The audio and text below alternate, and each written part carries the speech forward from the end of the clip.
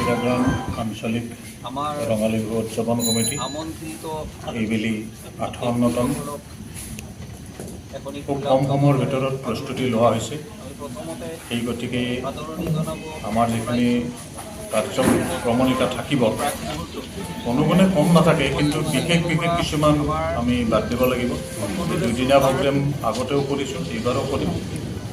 আৰু যিহেতু আমাৰ অসমৰ ৰাইজৰ হিয়াৰমঠু জুবিন গাৰ্গ আমাৰ মাজৰ পৰা হঠাৎ হেৰাই গৈছে।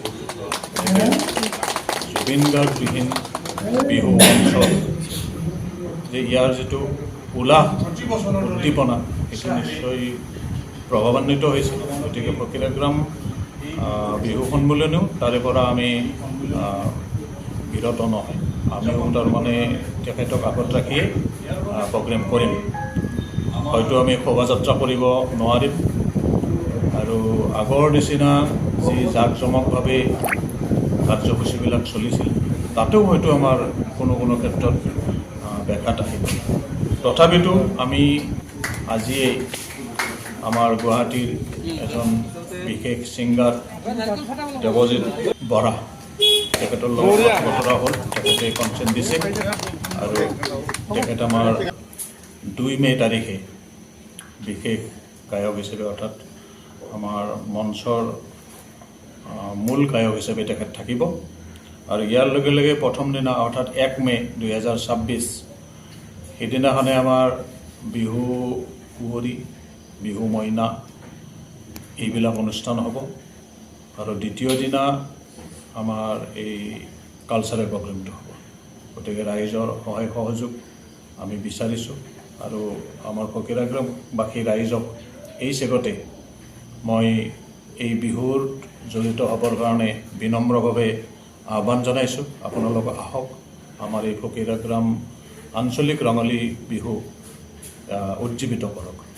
তাৰ লগে লগে আমাৰ যি স্থানীয় আমাৰ ৰাজনৈতিকভাৱে জড়িত যি ব্যক্তি আছে, বিশেষকৈ আমাৰ MCLA মহাশয়, আৰু আমাৰ এই অনুষ্ঠানৰ লগতে ওতঃপ্ৰোতভাৱে জড়িত ডক্টৰ ৰেজাউল কৰিম, তাৰপাছত আনাৱৰ, তেখেতসকলকো আমি আমাৰ লগত যাতে লগ পাওঁ, আমালোকক যাতে গাইড কৰে, আমি অনুৰোধ জনাইছোঁ। তেখেতসকল আমাৰ মাজত থাকিব। আৰু কাৰ্যকৰ্তাসকলৰ ভিতৰত আগত হৈ যোৱা যিখিনি আমাৰ ছেক্ৰেটাৰী প্ৰেছিডেণ্ট আছে, তেখেতসকলকো আমি নিশ্চয় নিমন্ত্ৰণ জনাম। বিশেষভাৱে যোৱা বছৰৰ যি 2জন আছে প্ৰেছিডেণ্ট আৰু ছেক্ৰেটাৰী, তাৰ লগে লগে যিখিনি কাৰ্যকৰ্তা আছে তেখেতসকলক আমি বিশেষভাৱে অনুৰোধ জনাইছোঁ যে আমাক গাইড কৰক।